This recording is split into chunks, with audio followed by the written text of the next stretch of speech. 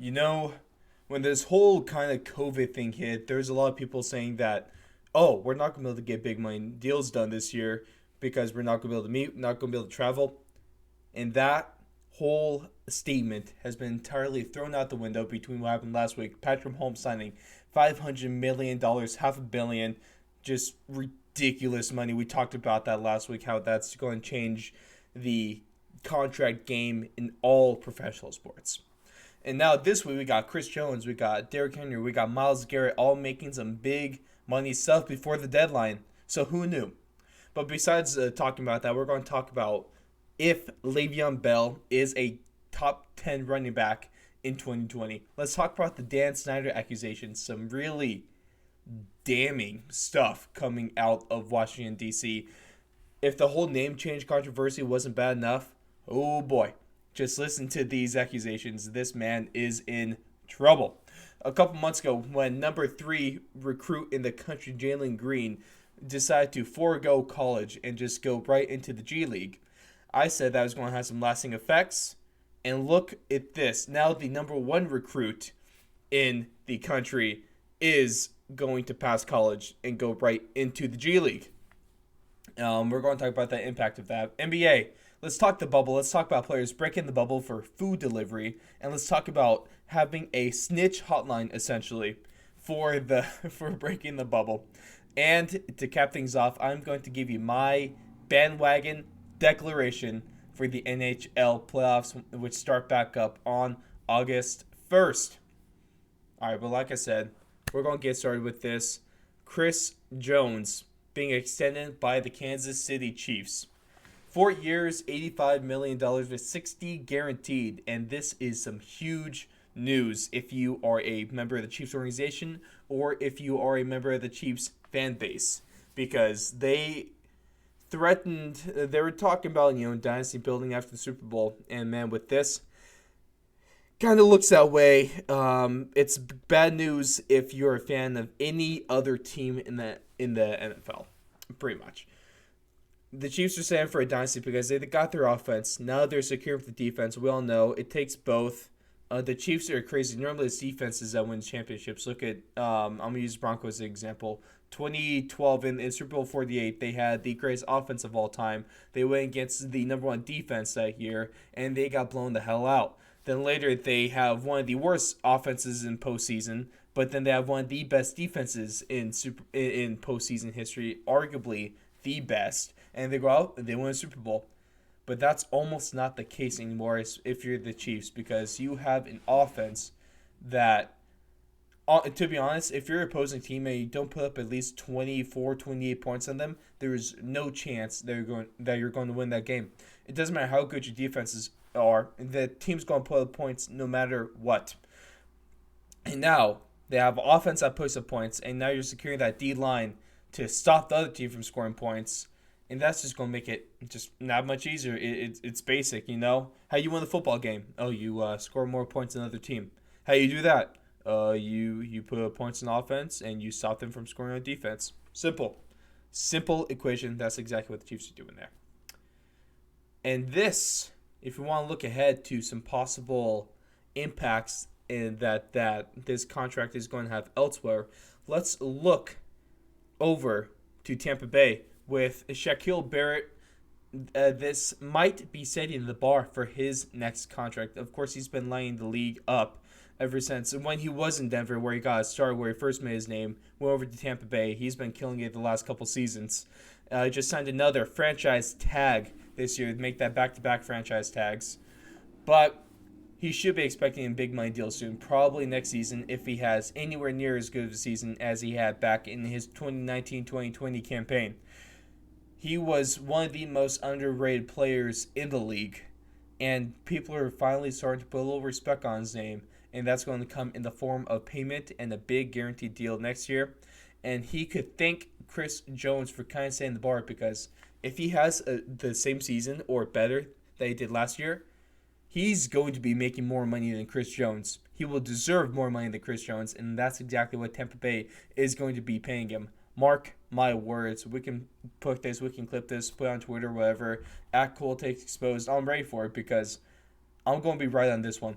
Guarantee it. Like I was right on Cam Newton to the Patriots, like I was right on Tom Brady to the Bucks. This is going to happen. But also, the problem with this extension, though, the salary cap in the NFL is not real. It's all for show. It's hardly a real thing because a couple months ago, before the offseason, if we remember, the Chiefs had $177 in cap space. Not $177,000, not $1.77 million, $177, which is ridiculously low. Of course, they had a contract restructure that opened about $5 million in cap, but now you just paid Patrick Mahomes big money over 10 years. Now you paid Chris Jones big money over 4 years, and that's not even including all the other big contracts on there. Like Travis Kelce. Man, the Chiefs are going to some salary cap hell, but how did they end up making both these contracts work when they had $177 in cap plus that $5 million, so $5,177. If you just want to hear it straight, the salary cap is a reason, it's an excuse to GMs to not re-sign the fan favorite player. It's to give them a cop out so the fans can't get mad at the GM necessarily, but just get mad. We weren't able to fit his salary into the salary cap. We couldn't make anything work. Therefore, we had to let him go. That's BS. And now don't let anyone tell you otherwise. All right. Next contract section, another defensive lineman, another pass rusher. We had Myles Garrett getting this extension, really big money at the beginning of the week. If you thought Chris Jones was getting paid, man, Myles Garrett got paid a whole hell of a lot more. 5 years, $125 million with $100 guaranteed. And this extension is going to bring us into our fourth and long fact of the week. Told you we brought that back last week, where I made the argument that Ryan Fitzmagic is one of the, if not the most underrated quarterback in NFL history, maybe. You can go check that out, hear my full argument on that.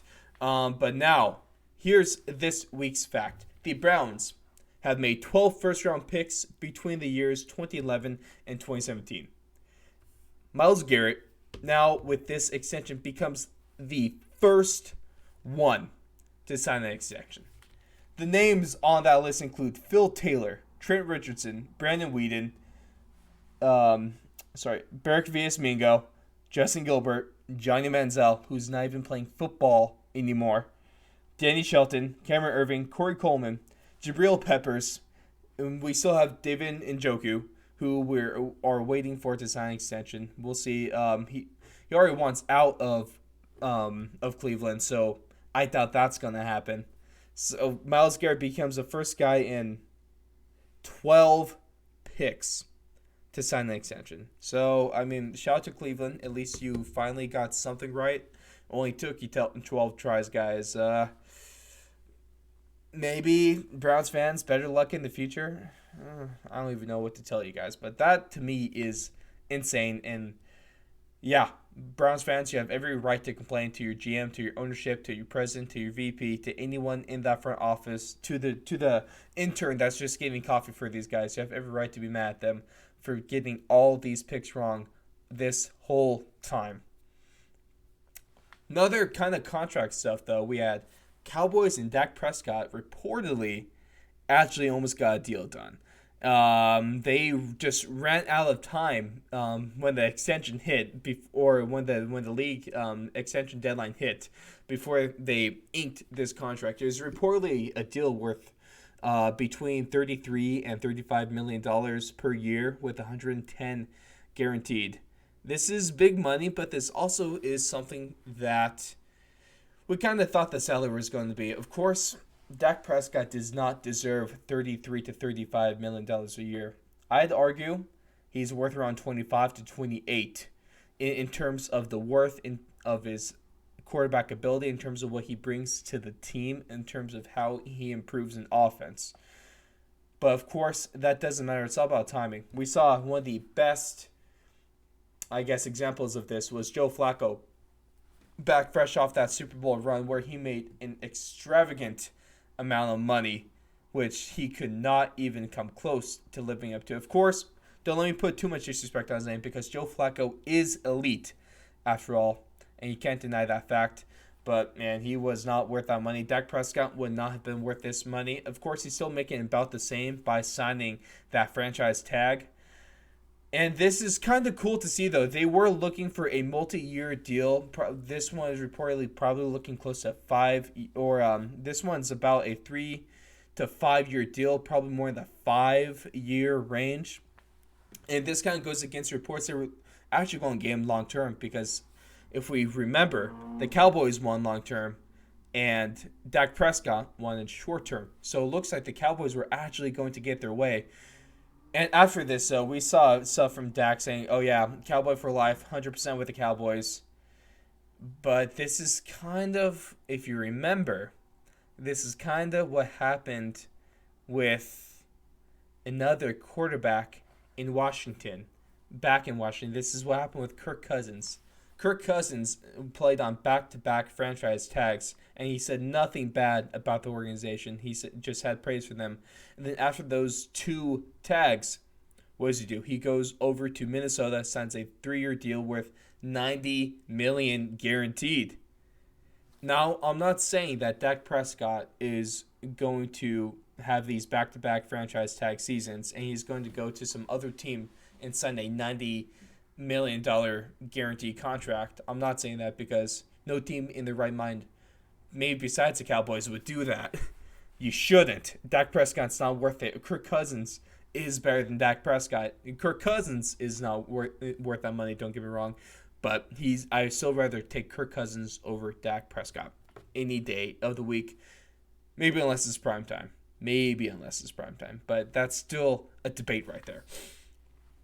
And it's going to be weird to see if Dak Prescott actually stays true to his word, if he actually wants to stay with the Cowboys, or if he, plays his contract and then signs a contract with another team. But the problem with that, though, is that no other team in the league, maybe besides a couple exceptions, but hardly any other team in the league is going to be willing to pay Dak Prescott as much as the Dallas Cowboys are. For whatever reason, when going on Jerry Jones' old and demented mind. I don't even know what he's thinking on this one, but it's true. No team is going to give Dak Prescott the same amount of money that the Cowboys are willing to give him.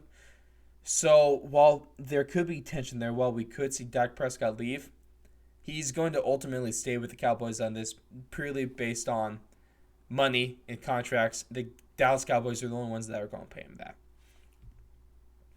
Now, moving on into, let's talk a little Madden. The Madden overalls have been trickling out recently. I think it drops all the ratings drop in like a day or two.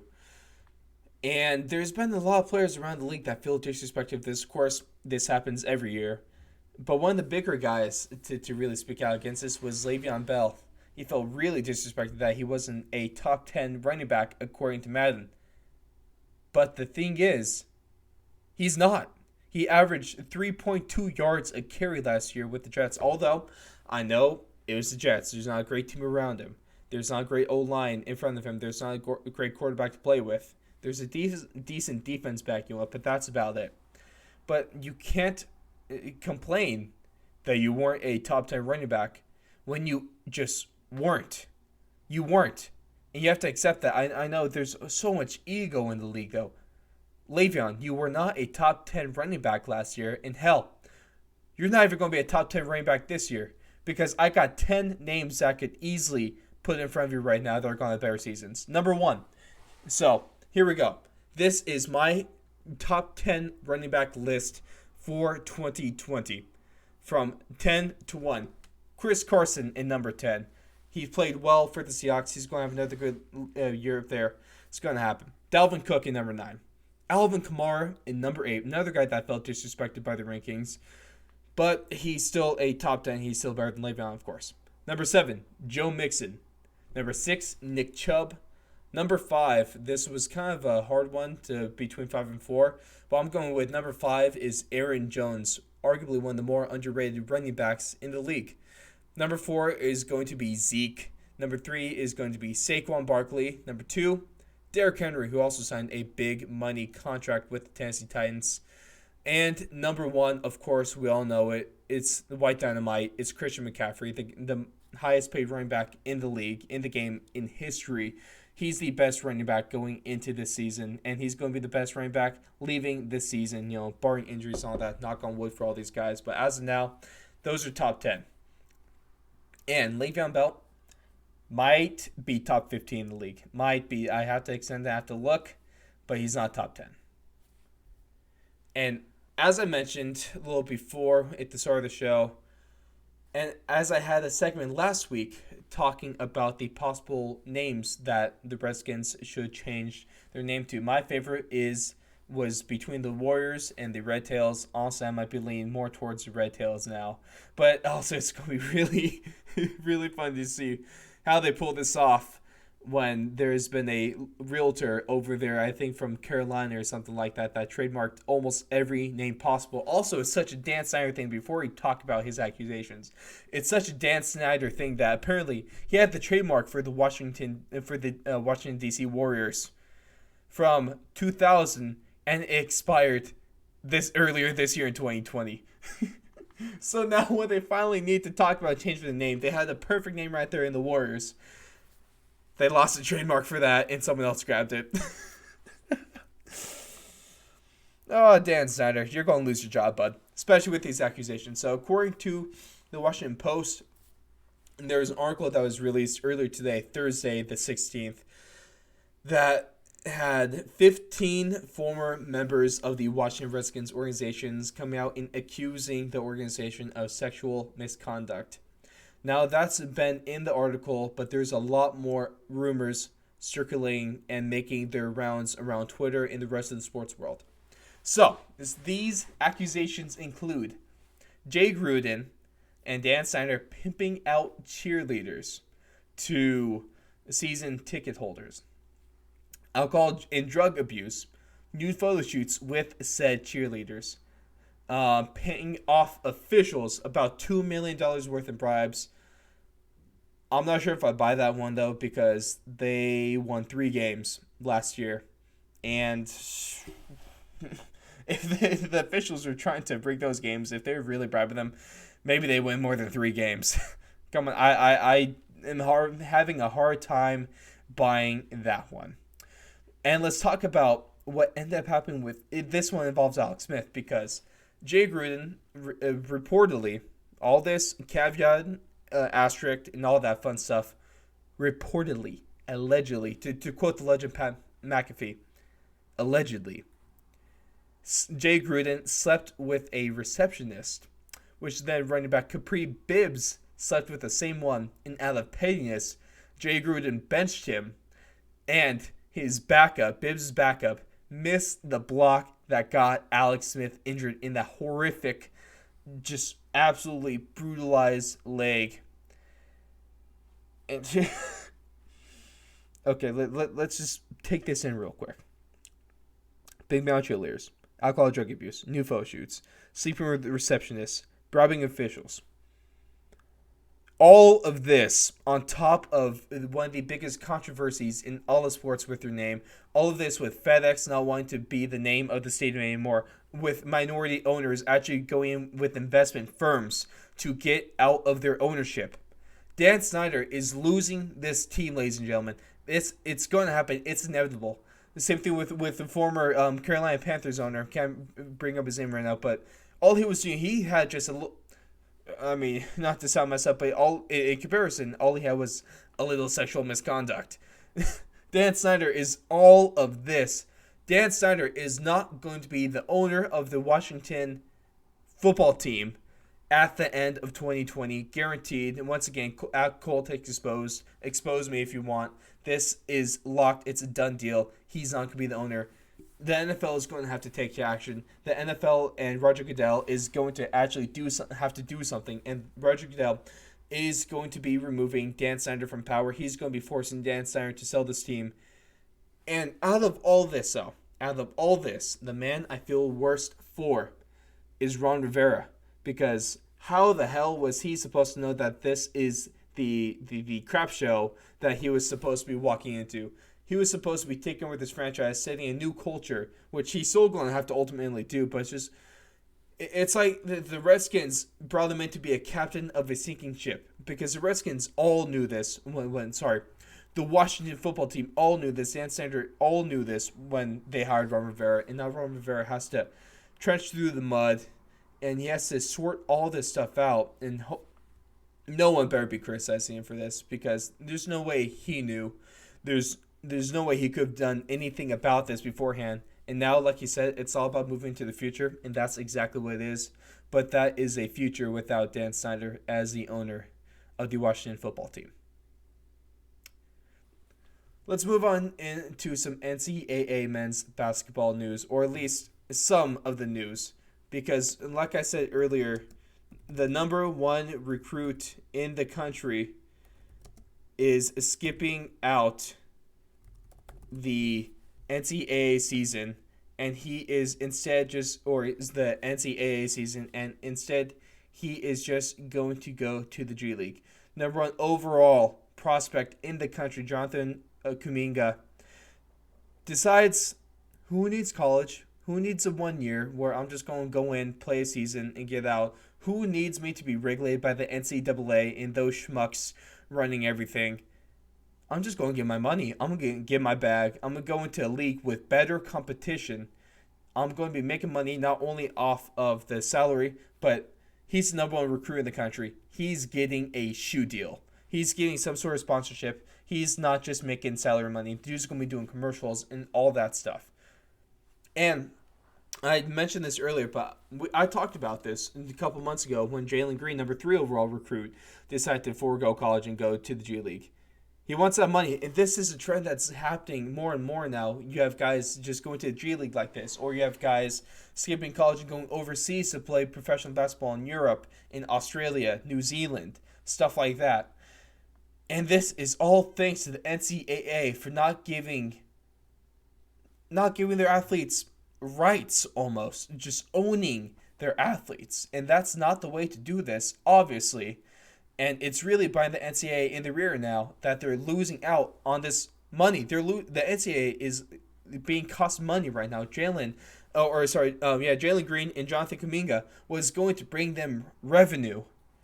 And now they're losing out on 2 of the biggest names in the 2021 recruiting class. And that's a damning thing to happen for them. If you're the NCAA, you got to be a little worried about this. And now it's up to the NCAA. The ball is in their court. Let me use that basketball reference right there. The ball is in their court. And they're going to be the ones that have to make changes to how they deal with NCAA athletes, to how they deal with their players, and to have they compensate their players. Of course, there's been states in the NCAA has been passing, players can get paid.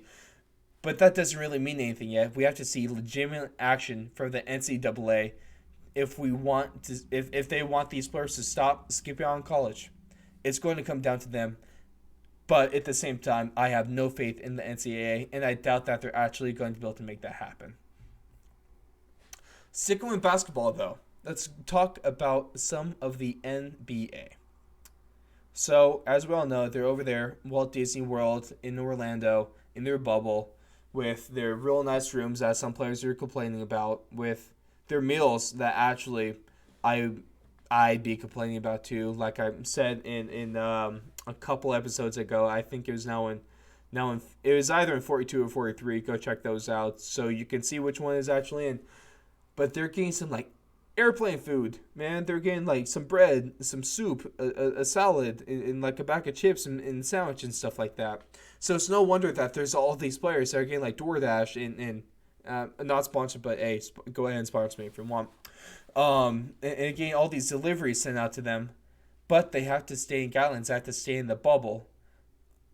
And Kings player Richaun Holmes broke the bubble in order to go get a food delivery order, and reportedly, it was a McFlurry. So, if rumors are true that it was a McFlurry, it better have been for an Oreo one, because otherwise, breaking this, getting fined, and getting action taken against you from the league, it's not worth it. Not worth it if it's not that Oreo McFlurry. And shout out to whichever McDonald's that was, if the rumors are true, to have a working ice cream machine. Who would have seen that happen, unless it only happens if you're an NBA player, I guess. But, dude, you can't be doing this stuff. It was super funny to actually hear the story come out. Who would like break a bubble for a McFlurry? Good for him, though. I respect it. But also, speaking about this whole bubble thing, there have been reports coming out of Orlando that there is an anonymous tip hotline installed by the NBA in order to stop players from breaking the bubble. This is for if like someone sees an infraction of the rules of their testing, of their social distancing, of them breaking the bubble. This is pretty much a way for NBA players to snitch on each other in order to enforce the rules. And I thought it was funny because there is an NBA player that plays for the Jazz that came out and said that this hotline is petty. But this is also the same man that, put his hands all over his microphones, and this is a man that was the first case of COVID in the NBA. Rudy Gobert is trying to speak out against this. Okay, I get it. One point, I get it. I get that. Yeah, I agree. This hotline thing is kind of petty. It's kind of lame if you're another NBA player, one of the few guys that are in that bubble, and you're calling out your colleagues, you're calling out other players for breaking the bubble, for breaking rules and stuff like that. Although I get why you would want to, I can see that it could be seen as extremely petty. But Rudy Gobert, you have no right to criticize anything related to anti-COVID, sickness, any sort of those measures. You have no right to do that when you were the first one to contract in the NBA. You're arguably the reason that the NBA got shut down. Now, although we can probably argue that it was going to get shut down anyway, especially given what transpired after, the month or two after they shut down the season. But Rudy, you're the last person in the NBA that should be talking about anything related to COVID. You should have your mouth shut still, because I'm sure there's still plenty of people there in Orlando that hate you for bringing this upon them. You're the reason for all this. So, don't talk about it. Keep your mouth shut. Let other players criticize this bubble, but you have no right to really criticize it.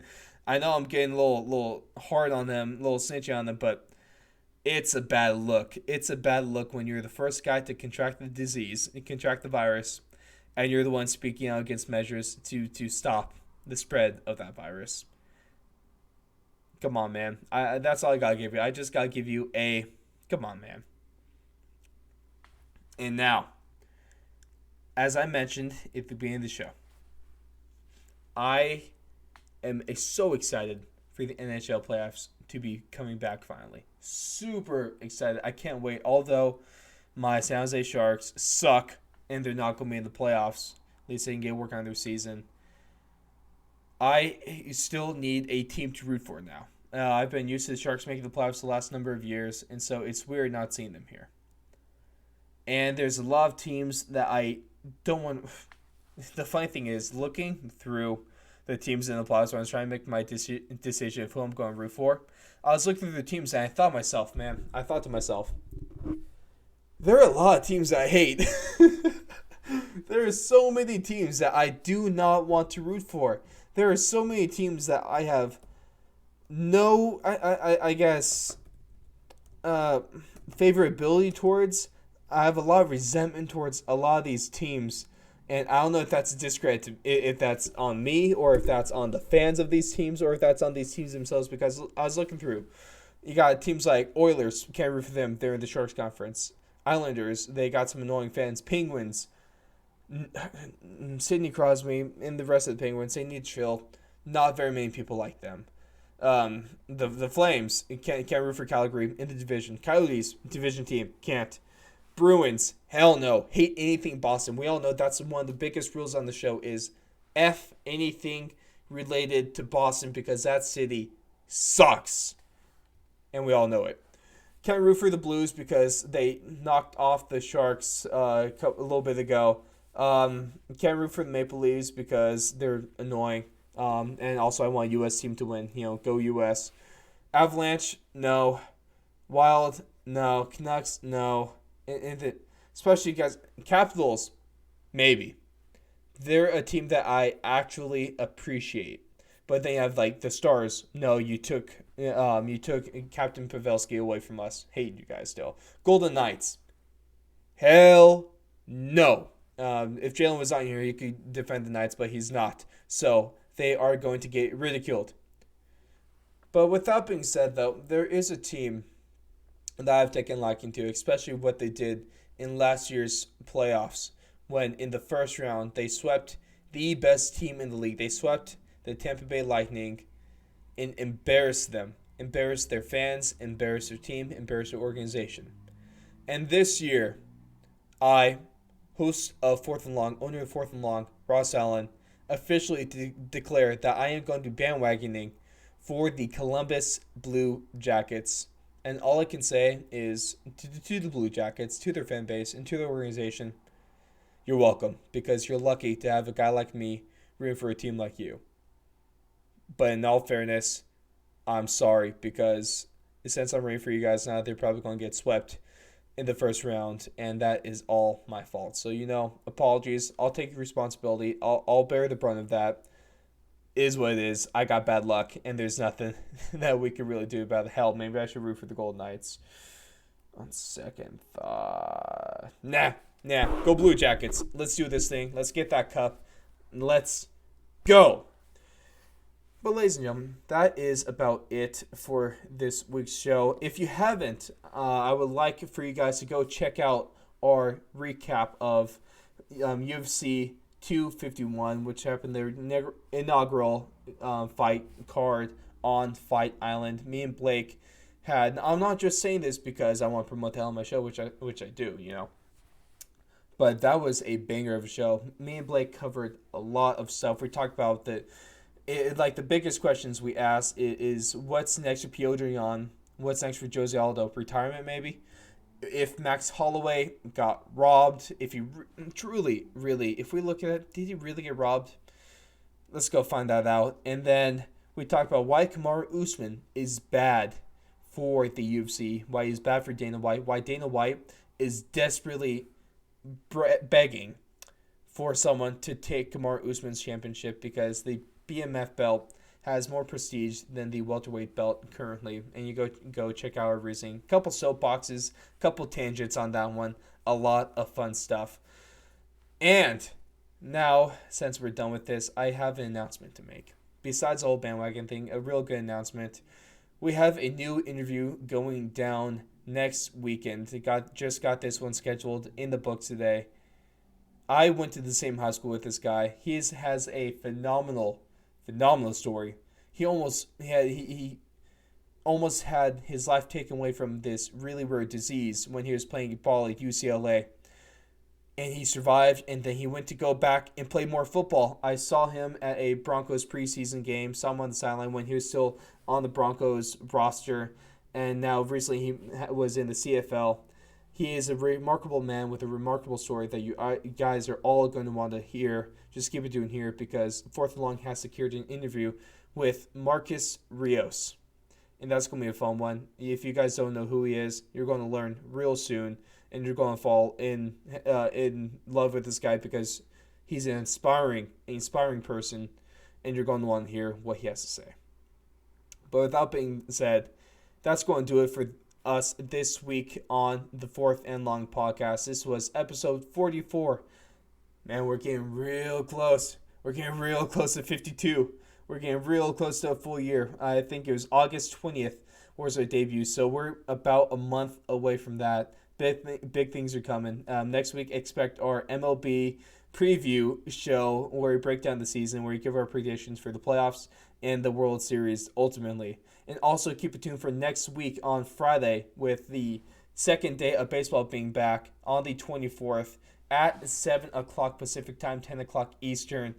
We are going to be hosting a live stream while watching the A's game. We're going to be attempting 9 hot dogs, 9 innings. We're going to stuff ourselves. You're going to see a lot of fun faces.